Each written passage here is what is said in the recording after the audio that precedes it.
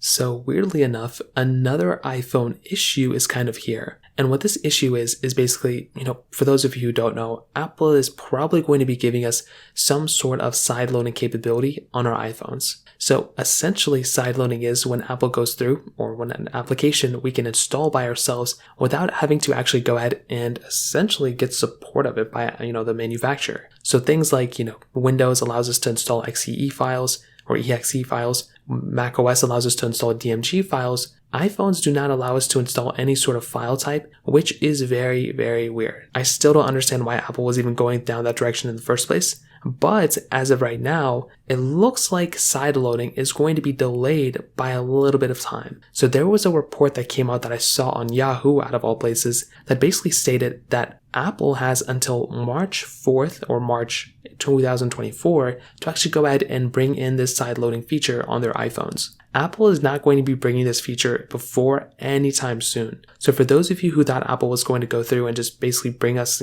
give us this sideloading capability right there, that is not going to happen at all. It is pretty much going to come as late as they can make it, so that day that the EU is requiring Apple to go ahead and comply, that is when they're going to do it. They may even fight with the EU to make it delayed or whatever they can do. Now, there's also been some reports that Japan is also going to start forcing Apple to actually go ahead and comply with this sort of sideloading thing on their iPhones as well, and for like Japanese iPhones. Now, if that ends up happening, that is also going to be a very intriguing decision. I hope that ends up happening, because then that will make it so probably more developers and more people will basically be able to go ahead and, sideload apps. I think that would be awesome. But again, if that ends up happening, Apple's not going to make it per, every iPhone that's ever came out is going to have that feature. It's going to only be specific iPhones from those regions or areas that will actually need that sideloading capability. Apple makes so much money from their app store, it's not even funny. And the last thing they're going to do is to give a market share because of these, countries